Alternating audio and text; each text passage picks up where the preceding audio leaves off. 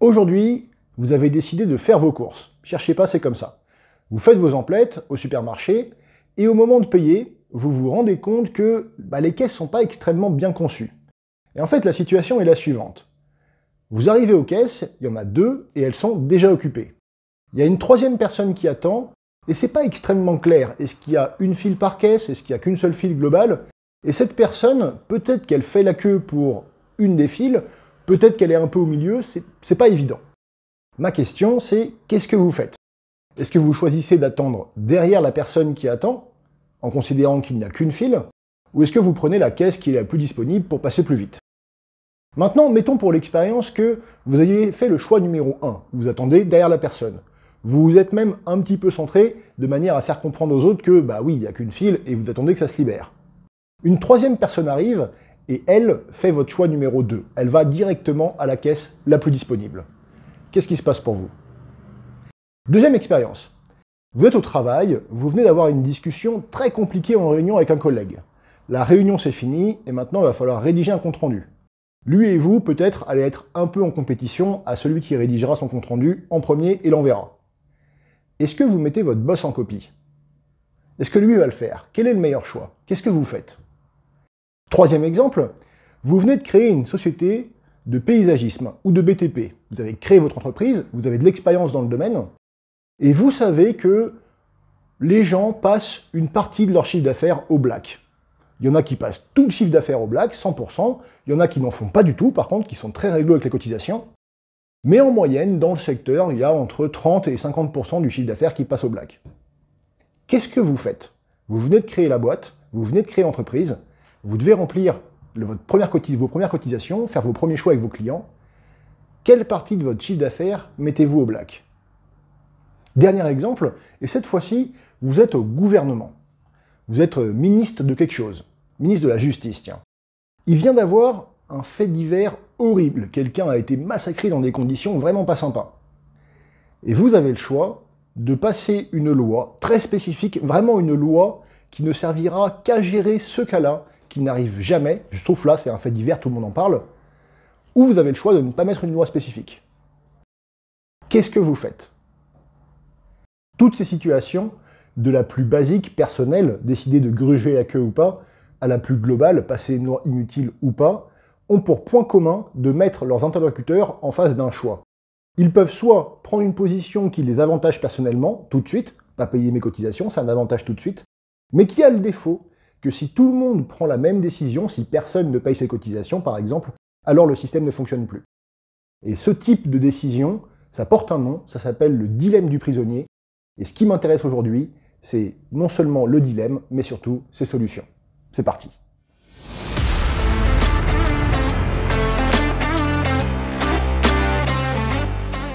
Le dilemme du prisonnier, c'est une situation qui a été largement étudiée depuis presque 100 ans, il y a plein de vidéos très bien à ce sujet.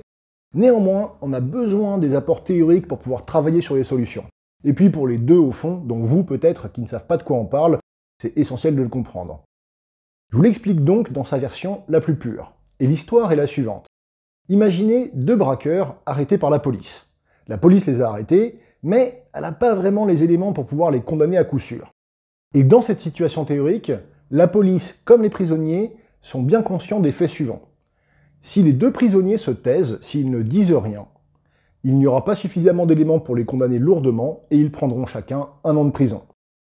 Maintenant, si l'un dénonce l'autre, si l'un des prisonniers dénonce l'autre, alors il y aura suffisamment d'éléments pour condamner l'autre, et donc celui qui aura dénoncé sera libre, mais celui qui aura été dénoncé prendra 10 ans de prison.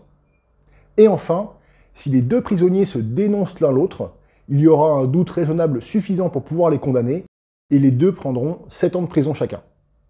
On a donc 4 possibilités. Personne se dénonce, 1 an de prison chaque. Tout le monde se dénonce, 7 ans de prison chaque. L'un dénonce l'autre ou l'autre dénonce l'un, 10 ans pour celui qui a été dénoncé, liberté pour l'autre.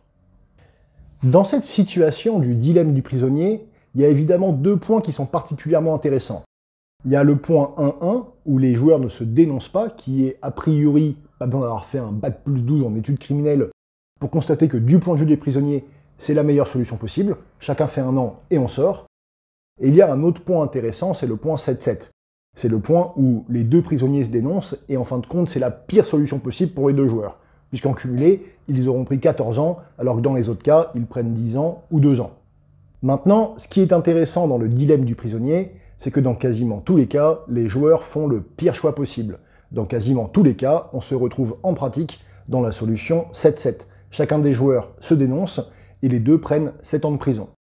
Et pour le comprendre, il faut voir la situation sous l'angle d'un seul des joueurs. Et pour ça, je laisse ma place à un schéma. On peut schématiser la situation comme un tableau 2-2 avec une entrée pour le joueur A, une entrée pour le joueur B. Chacun des joueurs a deux choix possibles, se taire ou dénoncer, et on se retrouve avec un tableau avec une case en haut à gauche, les deux se taisent, 1 an de prison chaque, une case en bas à droite, les deux parlent, 7 ans de prison chaque, et puis les cases sur les côtés, en fonction de qui parle, qui dénonce, un qui prend 0, l'autre qui prend 10 ans. Et pour comprendre pourquoi on se retrouve systématiquement dans la situation 7-7, dans la situation où les deux joueurs font globalement le pire choix possible, à la fois pour le groupe et en fin de compte pour eux-mêmes, il faut voir la situation du point de vue d'un seul des joueurs. Mettons que je me mets du point de vue de A. Lui a deux possibilités, se taire ou dénoncer. Et il sait que B a aussi deux possibilités, se taire ou dénoncer. S'il imagine que B se tait, et qu'il regarde ses choix, si B s'est tu et que lui aussi se tait, alors il prend 1 an, de son point de vue. S'il dénonce, comme B s'est tu, il prendra 0 et sera libre de suite. Donc s'il le regarde de son point de vue, si B se tait, lui a intérêt à le dénoncer. Maintenant, s'il imagine que B va le dénoncer, de nouveau, lui a le choix de se taire ou de dénoncer. S'il se tait et que B l'a dénoncé, il prendra 10 ans. S'il dénonce quand B le dénonce, alors il prendra 7 ans. Et donc, en fin de compte, à nouveau, si B le dénonce, il a toujours intérêt à le dénoncer. Ça l'amène le choix le meilleur pour lui. Et donc, en fin de compte, quand je colle ces deux situations, quel que soit le choix de B, A a toujours intérêt à le dénoncer. Le problème, et vous le comprenez bien, ou vous le saviez déjà, c'est que B fait exactement le même raisonnement, arrive à la même conclusion, et du coup les deux joueurs se dénoncent l'un l'autre et se retrouvent dans la pire situation possible. Chacun prend 7 ans de prison. Pour la culture, je vous nomme les points qui sont intéressants dans cette configuration. Le point 1.1, c'est l'optimum de Pareto, c'est la meilleure situation, c'est en quelque sorte la solution à ce jeu.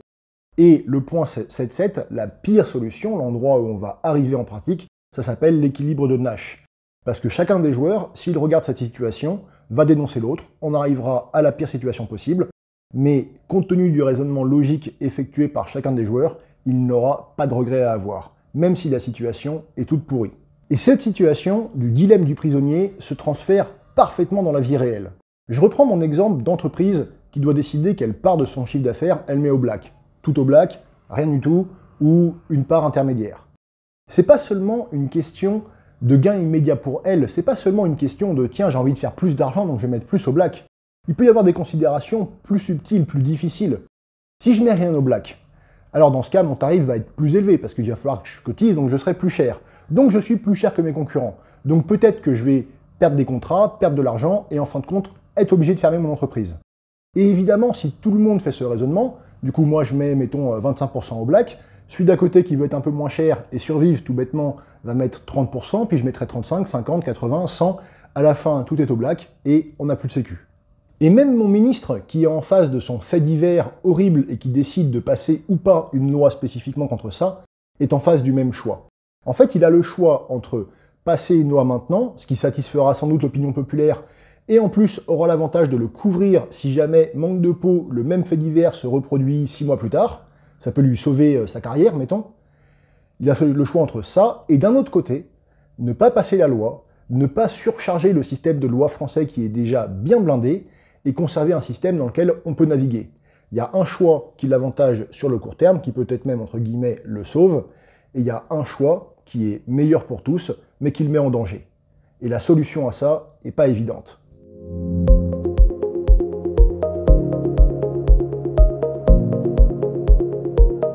La première des solutions au dilemme du prisonnier vient de la répétition. Parce que dans la vraie vie, il est rare de jouer un seul dilemme avec une personne. En général, on en joue plusieurs successivement, voire même des dizaines. Je reprends mon exemple de la dispute avec le collègue et du mail de compte-rendu.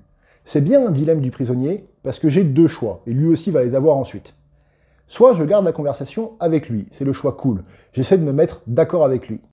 Soit j'ajoute mon boss, j'invoque une puissance supérieure. L'avantage pour moi immédiat, c'est que je me couvre, mais l'inconvénient, c'est qu'en ajoutant un supérieur hiérarchique, bien souvent, je change le ton de la conversation, et on risque de ne plus être dans le débat d'idées et dans la progression, dans la cause commune pour l'entreprise, mais on risque d'être dans le combat de coq. J'ai donc le choix de mettre ou pas mon boss. Mais il va y avoir répétition. Parce que, indépendamment du choix que moi je fais, le mettre ou pas le mettre, lui ensuite, quand il recevra le mail, il aura de nouveau le même choix. Mettons que je le mette, il peut immédiatement, par mesure de répression, mettre son propre boss en copie. Et quelque part, on s'est annulé. Donc je crois que j'ai gagné, j'ai pris un avantage parce que j'ai mis mon boss, lui fait la même chose, en fin de compte, on s'est annulé, et maintenant, tout le monde est perdant. Et probablement, en particulier, l'entreprise. Et pour le coup, cette situation a aussi largement été étudiée. Il y a plein de vidéos très bien à ce sujet, mais en 2 mots, dans le cas où il y a répétition, en règle générale, la meilleure stratégie, c'est donnant-donnant. Vous ne pouvez pas utiliser une stratégie de bisounours où vous serez toujours gentil, sinon vous prenez le risque de vous faire toujours trahir. Vous ne pouvez pas non plus toujours trahir parce que ça vous amène systématiquement au pire résultat. Mais la meilleure stratégie, d'une manière générale, c'est donnant-donnant. C'est-à-dire, je ne te trahis pas, mais si tu me trahis, je te trahis. Et puis, quand tu arrêteras de me trahir, j'arrêterai de te trahir. Et ainsi de suite. Et il y a une anecdote que j'aime beaucoup à ce sujet, qui date de la Première Guerre mondiale. À l'époque, Allemands et Anglais se font face dans les tranchées. Comme vous le savez, un soldat dans une tranchée, c'est à peu près invulnérable. Tant qu'il bouge pas, il lui arrive rien, les obus tombent à côté, ils survivent. Par contre, il y a un élément qui est particulièrement vulnérable, c'est les trains de logistique qui amènent la bouffe aux soldats. Et donc, Allemands et Anglais n'arrivent pas à se tuer, se canardent, mais par contre, ce qu'ils arrivent facilement à détruire, ce sont les trains de ravitaillement de chacun des 2 camps. Et petit à petit, alors même qu'ils ne pouvaient pas réellement parler entre eux, chacun des camps s'est mis à arrêter de canarder le convoi de ravitaillement en face. Et ça, c'est un dilemme du prisonnier qui est bien réussi, parce qu'il y a répétition. J'arrête de te canarder, t'arrêtes de me canarder. On sera toujours dans nos tranchées, on sera toujours aussi mal, mais au moins on aura à manger. Mais si jamais un jour tu te plantes, ou tu oublies ça et tu me canardes mon convoi, bah moi le lendemain, j'explose le tien. Ça, c'est un dilemme du prisonnier avec répétition. Quand il y a répétition, stratégie du donnant-donnant, et le dilemme du prisonnier, en quelque sorte, est résolu. On a donc une première solution, la plus connue au dilemme du prisonnier, c'est la répétition. Mais il y en a d'autres. Par exemple, la répétition en parallèle, en quelque sorte. Parce que les dilemmes du prisonnier, en vrai, j'en ai pas juste un avec une personne, j'en ai plein avec plein de monde. J'échange pas des mails juste avec un collègue, mais avec tous mes collègues. Et si je prends la stratégie de la trahison, si j'ai une posture où je mets systématiquement mon boss en copie, certes, je vais gagner une partie de mes combats, entre guillemets, puisque certains collègues seront trop gentils ou trop naïfs pour mettre le leur en copie. Mais pour tous les autres qui feront de même, qui me copieront, je vais me créer un tas de discussions extrêmement difficiles. Alors que si j'ai la stratégie inverse, si j'ai une stratégie plus de coopération, dans quelques cas, peut-être je serai perdant, ou je vais être obligé de faire du donnant-donnant, mais dans la plupart des cas, je vais me créer un environnement de travail beaucoup plus simple. Et par exemple, j'ai longtemps été chef de projet. Et je pense que j'ai mené à bien la plupart de mes projets, non pas parce que j'étais un chef de projet structuré et organisé, pas non plus parce que je savais exactement où j'allais et ce qu'il fallait faire, mais plutôt parce que j'avais une stratégie de coopération. Et la plupart du temps, quand on coopère avec les gens, ils coopèrent avec vous. La seule condition de succès, c'est de ne pas être naïf, et que quand on tombe sur quelqu'un qui ne coopère pas, de ne pas soi-même vouloir coopérer à tout prix. Ça ne fonctionne pas. Mais même quand la coopération avec une personne en particulier ne fonctionne pas, si on coopère avec le reste, on arrive à notre troisième solution du dilemme du prisonnier.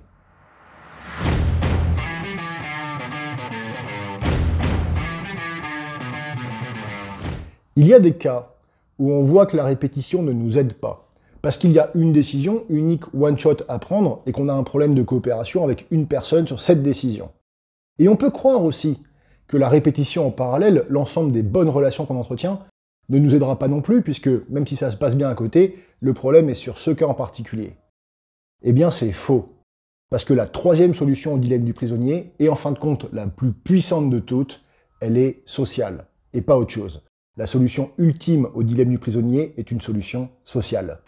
Parce que dans la vraie vie, si mon collègue décide de mettre son boss en copie, indépendamment de ma décision future, tout le monde a vu qu'il l'a fait, et tout le monde se forge une opinion sur son collègue à cause de ça.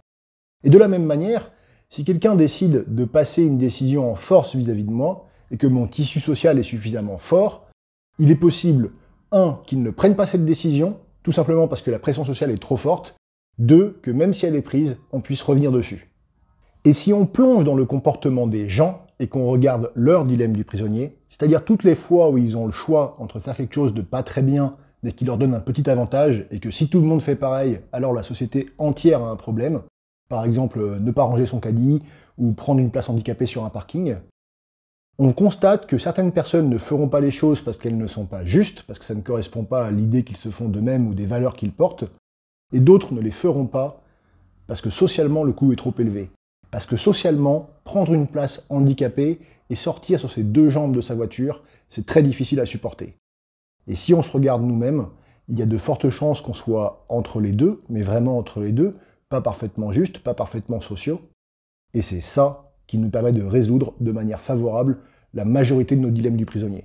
Et c'est vraiment intéressant, parce que si on regarde tous nos dilemmes du prisonnier, là où la théorie des jeux de manière simple nous dit qu'on devrait toujours se retrouver sur un équilibre de Nash tout pourri, en pratique, la plupart du temps, on trouve l'optimum de Pareto, et on le trouve grâce aux répétitions en parallèle, et surtout grâce au social.